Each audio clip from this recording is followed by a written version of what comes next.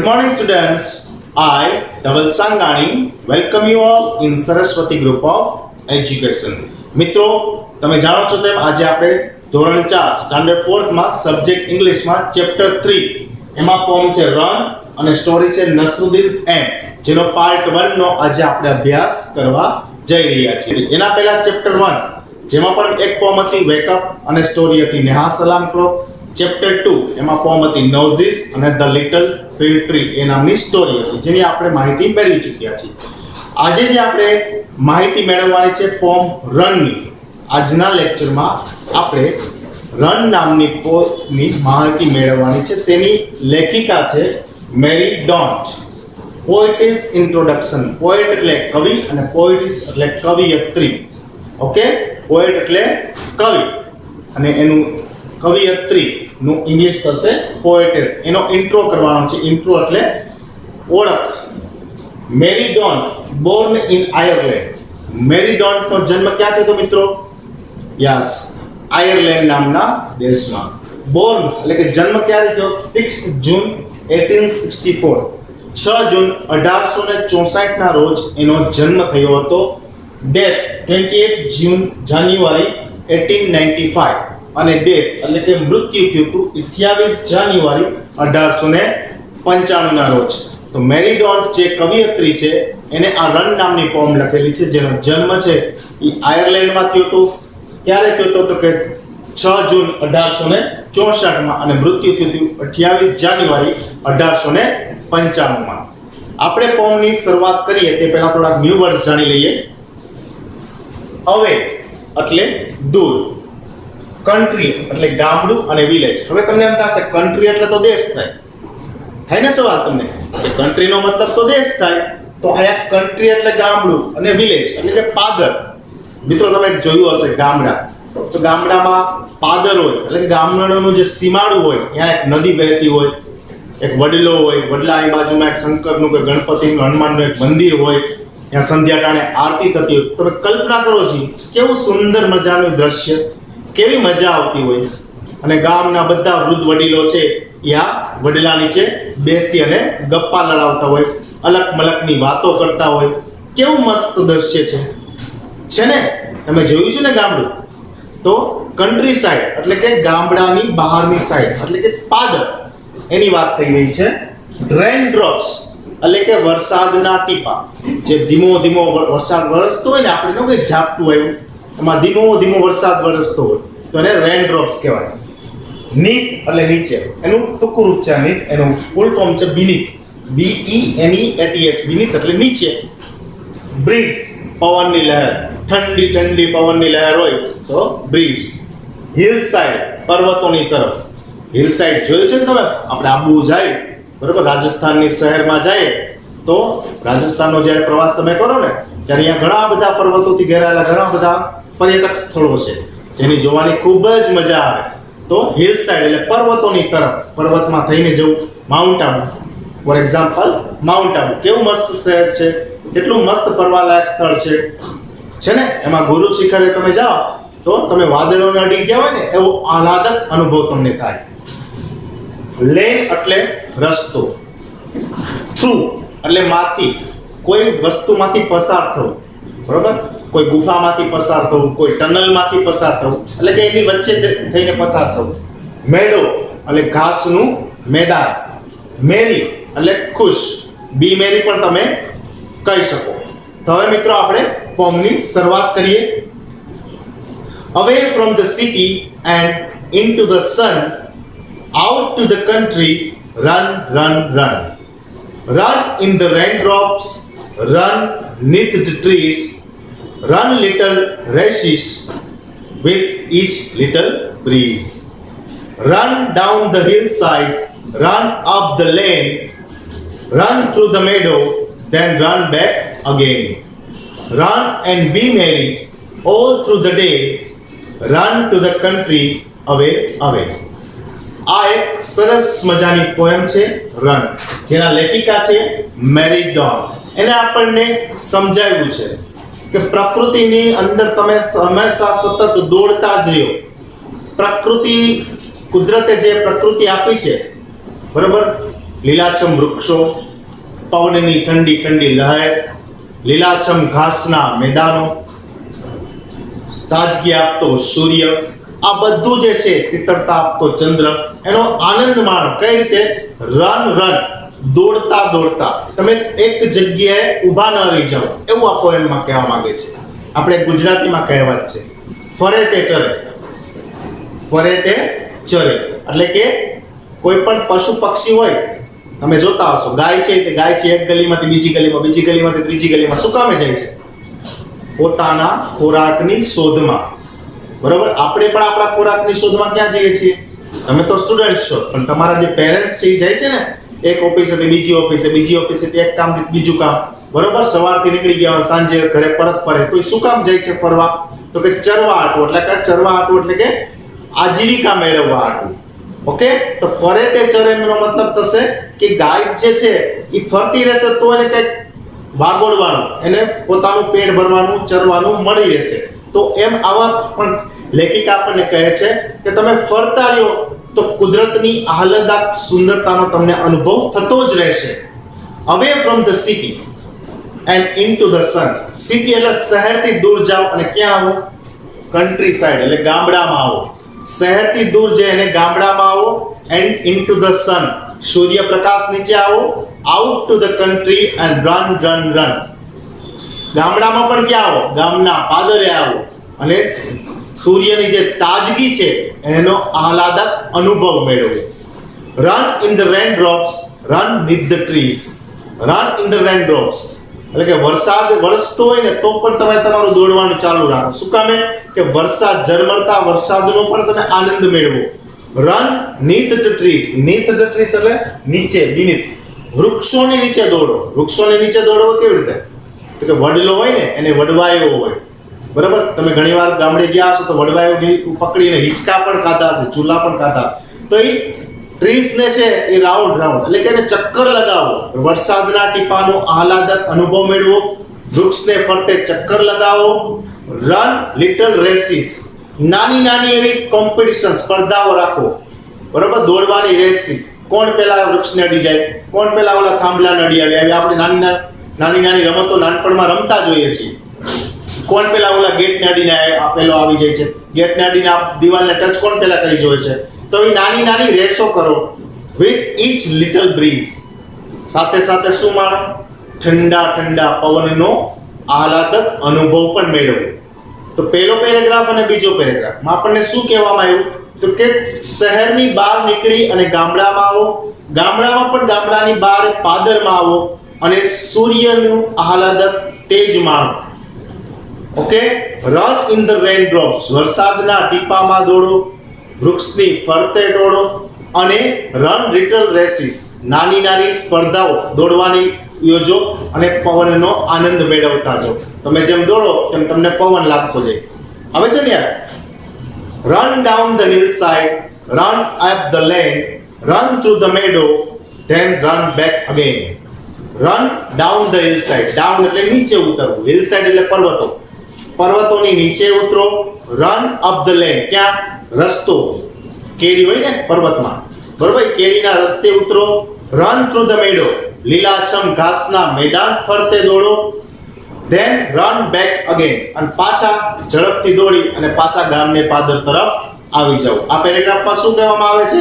તો કે hill side, પર્વતો તરફ દોડો. પર્વતો ઉપર આપણે પર્વતની ટોચે પહોંચી જાય પછી શું કરવાનું? તો કે ડાઉન એટલે અપ એટલે ઉપર ને ડાઉન એટલે નીચે. પર્વતની નીચે તરફ દોડો. જે કેડી હોય લેન, એ કેડી તરફ દોડો અને શું કરવું? તો કે મેડો એટલે કે લીલાછમ ઘાસના મેદાનમાં પણ દોડો અને પાછા આવી અને ફરીવાર દોડવાનું શરૂ કરો. લાસ્ટ પેરેગ્રાફ જોઈએ. રન એન્ડ બી મેરી. દોડો અને ખુશ રહો. All through the day. આખો દિવસ. રન ટુ ધ કન્ટ્રી અવે અને શહેરથી દૂર ગામડામાં દોડતા જ રહ્યો. મિત્રો, આ પોમમાં કવિયત્રી એટલે કે મેરી ડોન્ટ છે આપણને કહેવા માંગે છે. શું કહેવા માંગે છે? તો કે શહેરની બહાર ગામડામાં આવીને વસો. ગામડામાં પણ જ્યાં વડવાયો હોય, ગામનું જે પાદર હોય, સીમાડો હોય, જ્યાંની ગામની હદ પૂરી થતી હોય, જ્યાં વડલો હોય, બાજુમાં એક સુંદર મજાનું મંદિર હોય, બાજુમાં એક સુંદર મજાની નદી વહેતી હોય, ત્યાં આવો અને સૂર્યની તાજગી મેળવો. રન એટલે કે દોડો અને વરસાદના ટીપાનો આનંદ માણો. ઝાડવાની ફરતે દોડો. નાની નાની દોડવાની સ્પર્ધાઓ યોજો. હિલ સાઇડ પર્વતો તરફ દોડો. પર્વત પરથી લેન એટલે કે નીચે કેડી પર દોડો અને પવનની લહેરકીઓનો આનંદ માણો. રન બી મેરી એટલે કે રન દોડતા રહ્યો અને ખુશ થતા રહ્યો. દોડતા રહ્યો અને ખુશ થતા રહ્યો ઓલ થ્રુ ધ ડે. આખો દિવસ રન ટુ ધ કન્ટ્રી અવે અવે. શહેરથી દૂર ગામડામાં દોડતા જ રહ્યો, દોડતા જ રહ્યો. મિત્રો, અહીંયા આપણું પોમનું એક્સપ્લેનેશન પૂરું થાય છે. ફરીવાર આપણે ન્યૂ વર્ડ જોઈ લઈએ.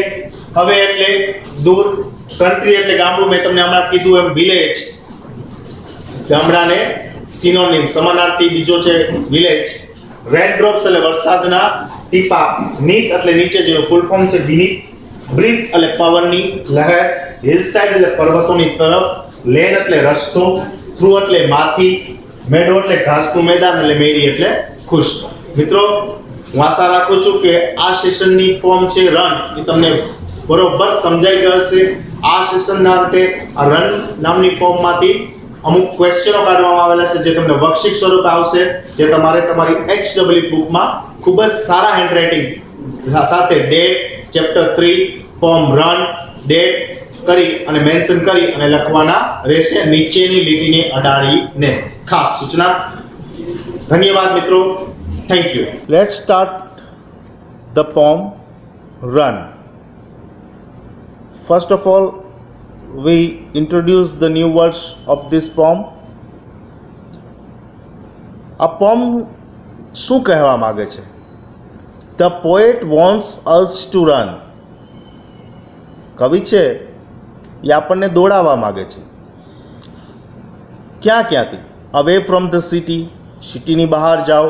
કન્ટ્રી સાઇડ એટલે જે વિલેજ હોય, વિલેજ એટલે કે ગામડું. એમાં ગામને બહાર શું હોય? જેને આપણે પાદર કહીએ છીએ, ચોરો. બરાબર? ગામની બહાર નદી વહેતી હોય, ત્યાં એક વૃક્ષ હોય, વડીલાનું વૃક્ષ હોય, ફરતે ઓટો હોય. બરાબર? તો એ ગામનો સીમાડો, એક મંદિર હોય. તમે એવું ઇમેજિન કરી શકો છો. તો પોએટ છે આપણને run away from the city into the sun એટલે કે સૂર્યપ્રકાશમાં ગામની બહાર નીકળો, શહેરની બહાર નીકળો. Towards the country. કન્ટ્રી એટલે મેં કીધું દેશ નહીં, કન્ટ્રીનો મતલબ થશે પાદર. ઇન ધ રેઇન ડ્રોપ્સ વરસાદ આવે છે. અંડરનીથ ધ ટ્રીઝ વૃક્ષ નીચે આમ તેમ દોડો. તમે ચિત્રમાં જોઈ શકો છો. Down the hill side through the meadow. Hill side એટલે ઢોળાવ, સ્લોપવાળી જગ્યા હોય એમાં નીચે ઉતરવું. અને શું? મેડો. મેડો એટલે લીલુંછમ ઘાસનું મેદાન. એમાં પણ તમે રન કરો, દોડો.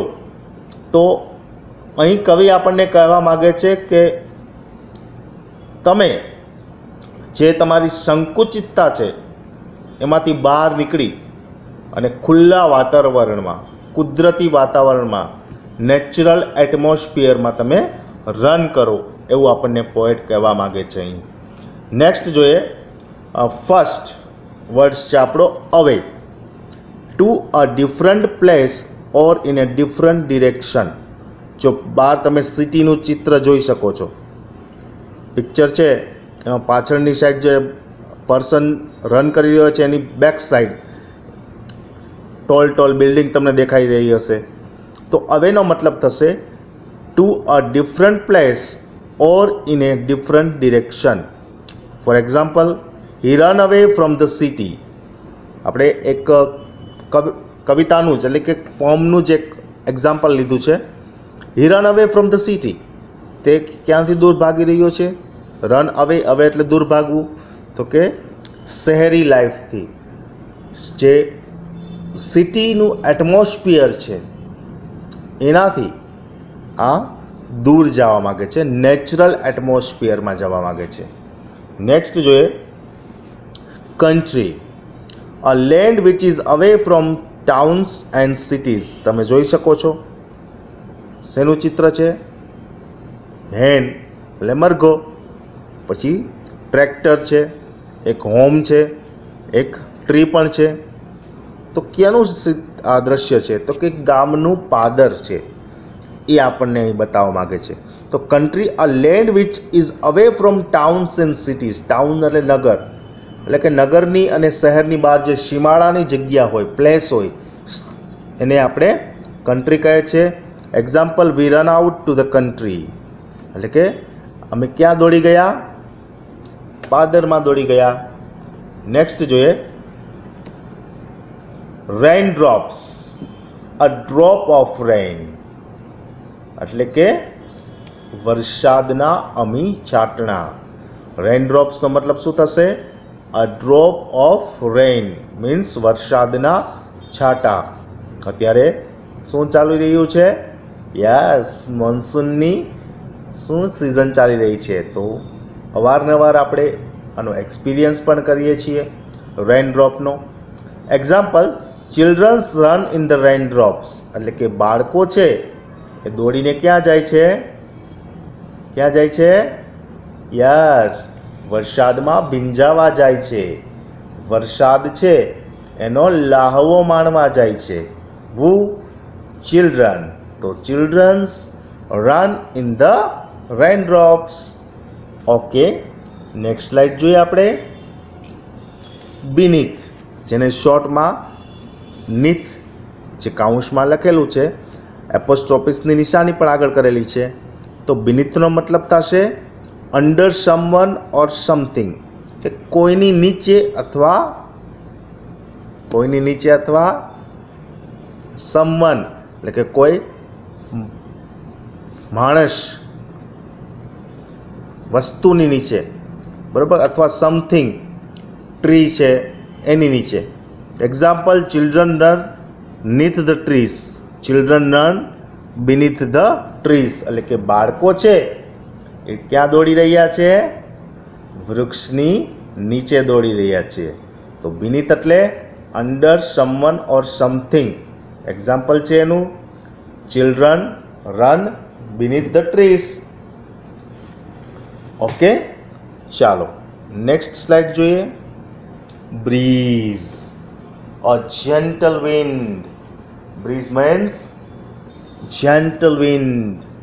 Example, it's like a cool breeze on a hot summer day.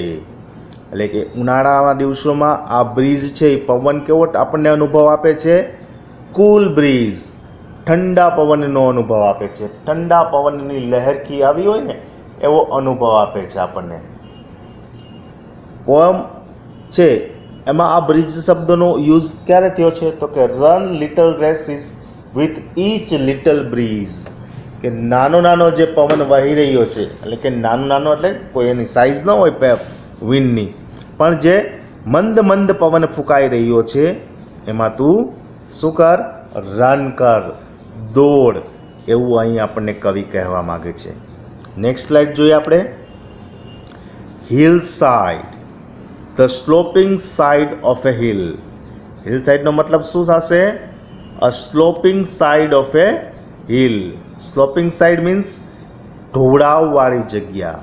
સ્લોપનો મતલબ શું થશે? ઢોળો. આપણે ઘણીવાર તમે રસ્તા ઉપર નીકળાવો, બરાબર, તો બમ્પ આપણે કહીએ ને સ્પીડ બ્રેકર, તો એને સ્લોપ કહેવામાં આવે છે. તમે જો અહીંયા સાઇન બોર્ડ મારેલું હોય ને એમાં લખેલું હોય છે સ્લોપ અહેડ, એટલે કે ઢોળાવ આગળ આવે છે. આગળ શું આવી રહ્યું છે? સ્પીડ બ્રેકર આવી રહ્યું છે. સ્પીડ બ્રેકર મીન્સ કે સ્પીડ કમ કરવી, કારણ કે ઢોળો છે ત્યાંથી આપણી સ્પીડ કમ કરીએ તો જ આપણે એને પાર કરી શકીએ, નહીંતર શું થાય? બેલેન્સ વહી જવાનો ભય રહે. તો sloping side of hill means example, sheep were grazing on the hill side. Sheep means ઘેટા. વેર ગ્રેઝિંગ, ગ્રેઝિંગ એટલે ચરી રહ્યા છે. ઓન ધ હિલ સાઇડ, તમે ચિત્રમાં જોઈ શકો છો કે ઘેટાઓ છે એ શું કરી રહ્યા છે? ચરી રહ્યા છે. ક્યાં? તો કે હિલ સાઇડ, ઢોળાવવાળી જગ્યા ઉપર. ઓકે, ચાલો નેક્સ્ટ સ્લાઇડ જોઈએ આપણે. Lane, a narrow road in the country, એટલે કે પાદરમાં નાનો એવો road. Example, he run through lane. જો તમે એક ચિત્ર જોઈ શકો છો પિક્ચરમાં, એક પર્સન છે, એક વ્યક્તિ છે, એ નાના એવા નેરો રોડ એટલે કે સાંકડા રસ્તા ઉપર દોડીને આગળ જઈ રહ્યો છે. આ જે ચિત્ર છે ને વિદ્યાર્થી મિત્રો, રન કરી રહ્યો છે, એને GIF ચિત્ર કહેવાય, GIF ઇમેજ કહેવાય. ઓકે, તમે વોટ્સએપમાં ને એમાં ઘણીવાર આ બધું જોયું હશે. નેક્સ્ટ સ્લાઇડ જોઈએ આપણે. Meadow, land that mostly covered with grass. શેનાથી જમીન ઘેરાયેલી હોય? તો કે ઘાસથી. A land that mostly covered with grass એટલે કે લીલાછમ ઘાસથી જે જગ્યા, સ્પેસ ઘેરાયેલી હોય, ઘેરાયેલી મીન્સ કે એના ઉપર પથરાયેલું હોય લીલુંછમ ઘાસ, જેને મેડો કહેવામાં આવે છે. એક્ઝામ્પલ જોઈએ. Children were running in the meadow. જો તમે શું જોઈ રહ્યા છો ચિત્રમાં? તો કે બાળકો છે એ આ મેડો એટલે કે લીલાછમ ઘાસના મેદાનમાં દોડી રહ્યા છે. કોણ દોડી રહ્યું છે? ચિલ્ડ્રન. તો meadow means a land that mostly covered with grass એટલે કે ઘાસથી ઢંકાયેલી જગ્યા, જમીન, જેને મેડો કહેવામાં આવે છે. એક્ઝામ્પલ છે children were running in the meadow એટલે કે બાળકો છે એ લીલાછમ ઘાસના મેદાનમાં દોડી રહ્યા છે. સો સ્ટુડન્ટ્સ, અહીંયા આપણું ન્યૂ વર્ડ્સનું એક્સપ્લેનેશન કમ્પ્લીટ થાય છે.